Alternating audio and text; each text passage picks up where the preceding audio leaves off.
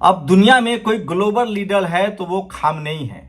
सोचिए, खामनेई ने यह साबित कर दिया है कि अमेरिका हो या इजराइल, वो सच्चाई के साथ नहीं है और ईरान सच्चाई के साथ है। इस युद्ध में कई मैसेज गए हैं। सोचिए, क्या लगता है आप लोग को कि अमेरिका और इजराइल के घुटने पर आने के बाद ईरान सीज फायर कर देगा? क्या फिलिस्तीन आजाद नहीं होगा? क्या इजराइल को छोड़ दिया जाएगा? क्या है ईरान की रणनीति? नमस्कार, मैं शंभू कुमार सिंह और आप देख रहे हैं निश्चल दस्तक। मैं पहले दिन से बता रहा था कि ईरान वो ईरान नहीं है जो अमेरिका और इजराइल सोच रहा है।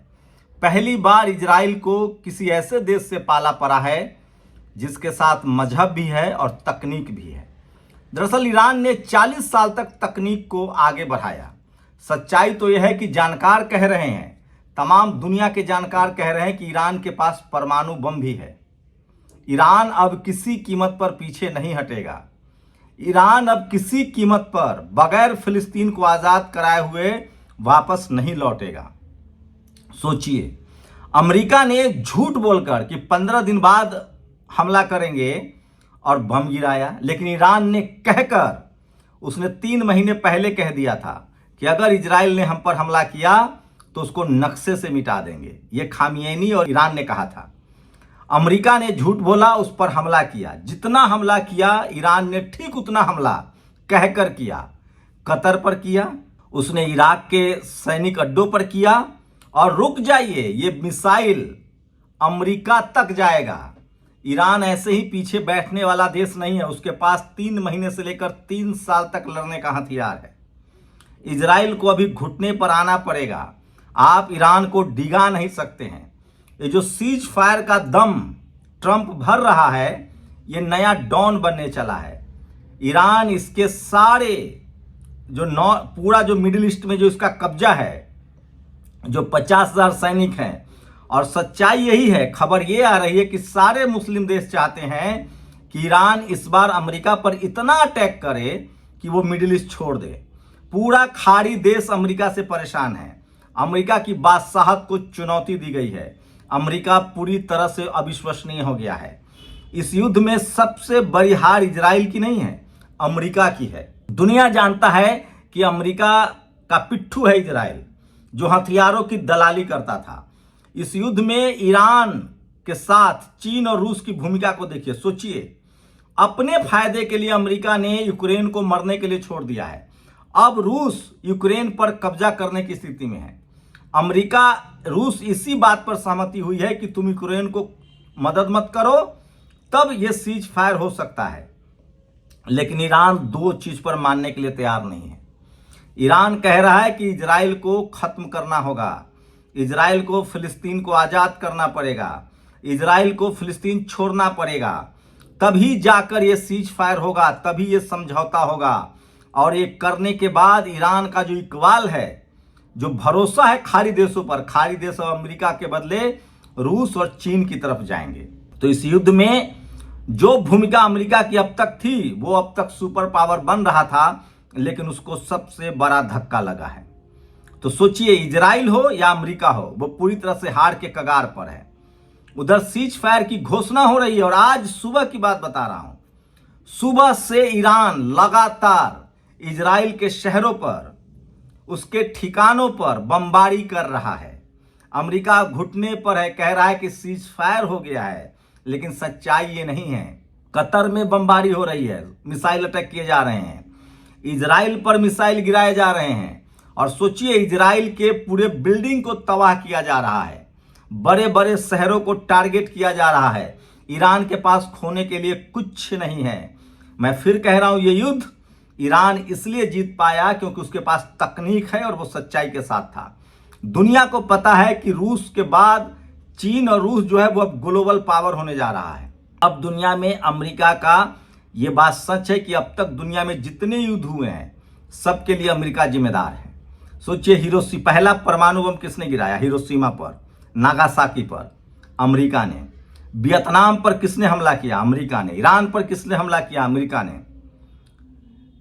अफगानिस्तान पर किसने हमला किया? अमेरिका ने। पाकिस्तान किसका पिट्ठू है? अमेरिका का।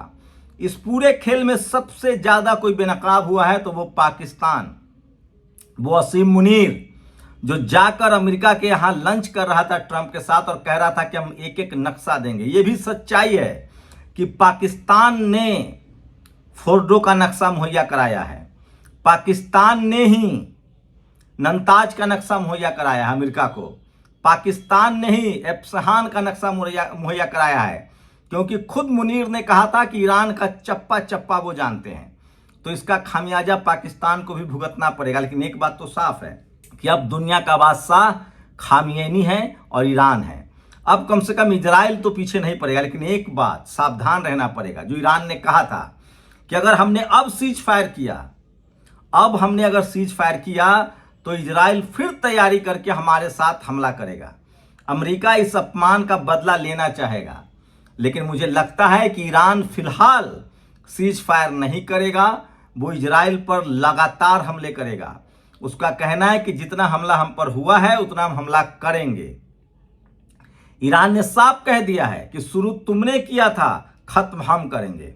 अमेरिका को भी कहा है कि शुरू तुमने किया था, खत्म हम करेंगे। सोचिए, ईरान के पास वो मिसाइल है जो रूस और चीन मुहैया करा रहा है, नॉर्थ कोरिया मुहैया करा रहा है, जिसकी मारक क्षमता अमेरिका तक है। और एक और बात, आयरन डोम रडार और अमेरिका का जो वायु रक्षा प्रणाली है वो ईरानी मिसाइल को इंटरसेप्ट करने में नाकाम रहे हैं।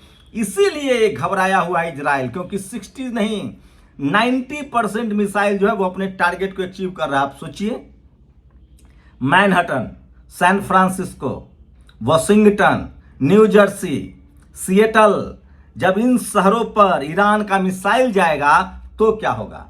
क्योंकि ये साफ है कि जो वायु रक्षा प्रणाली अमेरिका के पास है वही वायु रक्षा प्रणाली लगाया गया था, कुवैत में लगाया गया था, आपको बता दें जॉर्डन में लगाया गया था, सीरिया में लगाया गया था। 7 देश पार करके ईरान का मिसाइल गिर रहा था इजराइल पर। इसका मतलब है कि इजराइल के मिसाइल को अमेरिका के जो वायु रक्षा प्रणाली है वो इंटरसेप्ट नहीं कर रहा है। इजराइल का आयरन डोम रडार फेल हो गया है, उसके हाइपरसोनिक मिसाइल जो है खुर्रम शहर या सेजिल उसको इंटरसेप्ट नहीं कर रहा है, इसीलिए घुटने पर आए हैं। अगर इनके वायु रक्षा प्रणाली आयरन डोम रडार हो या अमेरिका का वायु रक्षा प्रणाली हो, अगर ये मिसाइलों को इंटरसेप्ट कर रहा होता तो ये हमला और ईरान पर बढ़ा देते, क्योंकि अमेरिका के पास वो ताकत है, वो जहाज है। अब अमेरिका क्यों पीछे है? क्योंकि उसको पता है कि उसके 51,000 सैनिक खतरे में हैं, उसका युद्धपोत खतरा में है।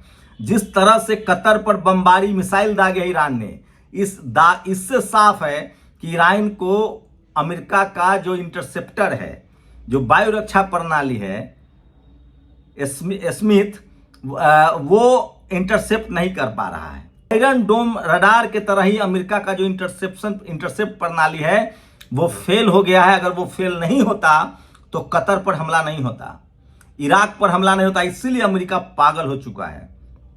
एक मिसाइल अगर Manhattan, San Francisco, New Jersey पर गिरा तो सोचिए क्या होगा, क्योंकि ईरान के पास अब 15,000 किलोमीटर तक मार करने की क्षमता है और ये सारे हथियार रूस और चीन मुहैया कराया जा रहा है।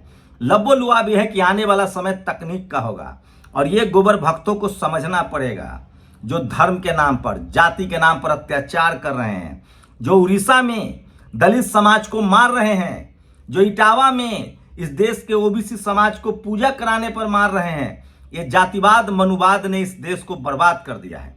ईरान ने बता दिया है कि धर्म के साथ साथ विज्ञान को साधना पड़ेगा। आज अल खमैनी की चर्चा है।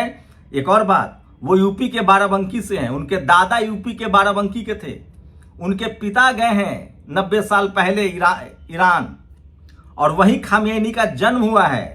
तो भारत से भी जुड़ाव है खामेनी का। खामेनी एक विश्व नेता बनकर उभरा है और खामेनी ने बता दिया है कि अगर इच्छा शक्ति हो और विज्ञान तकनीक हो, सोचिए पिछले 30-40 सालों में खामेनी के नेतृत्व में किस तरह से बड़ा तरक्की हुआ है ईरान का। एक और कहानी बता रहा हूं, पाकिस्तान और ईरान में क्या अंतर है। जब खामेनी धर्मगुरु थे सिर्फ, तब पाकिस्तान का एक प्रतिनिधि मंडल मिलने आया था, सबके पेट निकले हुए थे, तब खामियानी ने पूछा कि ये कौन लोग हैं, तो उन्होंने कहा कि ये पाकिस्तान से आए हैं, ये वहां धर्म के रक्षक हैं। खामियानी ने कहा कि मैं इन लोगों से नहीं मिलूंगा, ये क्या धर्म की रक्षा करेंगे, क्या धर्मावलंबी होंगे जब इनका पेट निकला हुआ है। खामियानी का कहना था कि जिसका पेट और रीढ़ सटा हुआ हो वही योगी है। खामियानी ने धर्म के साथ साथ तकनीक को साधा है, विज्ञान को साधा है। यह बात तय है कि 400 किलोग्राम यूरेनियम है ईरान के पास, वो लगभग परमाणु बम बनाने तक पहुंच गया है। लेकिन मैं दावे के साथ कह रहा हूं, मैं पहले दिन से कह रहा था कि इस युद्ध में जिस तरह की तकनीक है ईरान के पास और जिस तरह से पूरा खेल रूस और चाइना लड़ रहा है, क्योंकि रूस लड़ रहा था इसलिए हथियार सप्लाई कर रहा था, चाइना हथियार सप्लाई कर रहा था। अब दुनिया में रूस और चाइना की बादशाहत बढ़ेगी। भारत की भूमिका बहुत अच्छी नहीं रही। प्रधानमंत्री नरेंद्र मोदी को पहले ही दिन ईरान के साथ खड़ा होना चाहिए था, लेकिन भारत का हमेशा से ईरान के साथ खड़ा रहने का इतिहास रहा है। लेकिन भारत ईरान के खिलाफ कम से कम नहीं गया है, ये बात सच है। वो फिलिस्तीन के साथ भी खड़ा रहा है। अमेरिका पूरी दुनिया में बेनकाब हो गया है। अमेरिका की अब कोई साख नहीं रही, ट्रंप का कोई साख नहीं रहा। खामियानी ने इसको बेनकाब कर दिया है, सड़क पर ला दिया है। अमेरिका की कोई साख नहीं है और मैं दावे के साथ कह सकता हूं, आप देखते जाइएगा, ईरान इजराइल पर हमला नहीं रोकेगा। ईरान इजराइल को सबक सिखाएगा और जब तक फिलिस्तीन आजाद नहीं होगा ईरान इस युद्ध से पीछे नहीं हटेगा, क्योंकि उसने कहा था कि इसको शुरू किया है ईरान ने, इजराइल ने, लेकिन खत्म मैं करूंगा। और इसका नतीजा देखिए, सोचिए, जब बात हो रही है सीज फायर की, खामनेई अब आधिकारिक तौर पर डोनाल्ड ट्रंप की जगह विश्व नेता बन गए, सच है। जब बात सीज फायर की हो रही है, ट्रंप जब ट्वीट कर रहा है, ईरान ने 2 घंटे में 6 बार, आज सुबह की बात बता रहा हूं, ईरान ने 2 घंटे में 6 बार इजराइल पर हमला किया है। बिरसेवा के आईडीएफ सैनिक क्वार्टर पर हमले में कम से कम 8 इजरायली सैनिक मारे गए हैं। ये मलबों की तस्वीर देख लीजिए। मैं फिर कह रहा हूं, ये युद्ध नहीं रुकेगा। ईरान ने 6 बार हमला किया है और जब तक फिलिस्तीन आजाद नहीं होता है ये युद्ध नहीं रुकेगा। मैं पहले, आप सोचिए भक्तों का क्या होगा। ये भक्त कहां जाएंगे जो इजराइल को अपना पप्पा बनाए घूम रहे थे। मैं बार बार कह रहा हूं, अगर आप इंसान हैं तो न्याय के पक्ष में खड़ा रहिए। अगर ईरान गलत करता तो हम लोग ईरान को गलत कहते हैं। भारत की क्या रही है नीति, कभी भी भारत गलत के साथ खड़ा नहीं हुआ है, चाहे वो कितना भी ताकतवर हो। भारत कभी भी, अपने से कमजोर देश है हमारे पास पाकिस्तान, हम लोग कभी उस पर हमला नहीं करते हैं। वो प्रॉक्सी आतंकवाद बढ़ाता है। उसी तरह से भारत का एक भी मुसलमान पाकिस्तान के साथ खड़ा नहीं है, वो ईरान के साथ खड़ा है, क्योंकि वो ईमान के साथ खड़ा है। और पाकिस्तान किसके साथ खड़ा था? अमेरिका के साथ खड़ा था। मुनीर कहां लंच कर रहे थे? ट्रंप के यहां। और लंच की कीमत क्या चुकाई गई? फोर्डो, नंताज और इस्फहान का नक्शा दिया गया। उसके बाद अमेरिका ने वहां बम गिराए हैं। यह बात ईरान से छुपा हुआ नहीं है। यह भी सच है कि B-2 बॉम्बर में जो रिफिल हुआ है, जो तेल भरा गया है, वो जहाज कंटेनर कहां से उड़ा था यह भी ईरान को पता है। तो भारत की भूमिका अच्छी रही है, पाकिस्तान बेनकाब हुआ है। लेकिन सबसे बड़ी बात, अब फिलिस्तीन को आज़ादी मुकम्मल मिलेगी। अब आप फिलिस्तीन को गुलाम नहीं बना सकते हैं। अब फिलिस्तीनियों को अपनी जमीन मिलेगी और इजराइल घुटने पर आएगा। जब तक इजराइल घुटने पर नहीं आएगा, जब तक वो फिलिस्तीन को आज़ाद नहीं कर देगा, उसका 1-1 इंच जमीन नहीं दे देगा, तब तक ईरान रुकने वाला नहीं है। आप गांठ बांध दीजिए, क्योंकि वो युद्ध में जा चुका है और वो वापस नहीं लौटेगा। हाँ, रूस और चीन जो हैं, उसकी भी यही मंशा है कि पूरी तरह से अमेरिका का पिट्ठू इजराइल, उसको निस्तनाबूद कर दिया जाए, कमजोर कर दिया जाए। तो सोचिए, कर्मा इज बैक।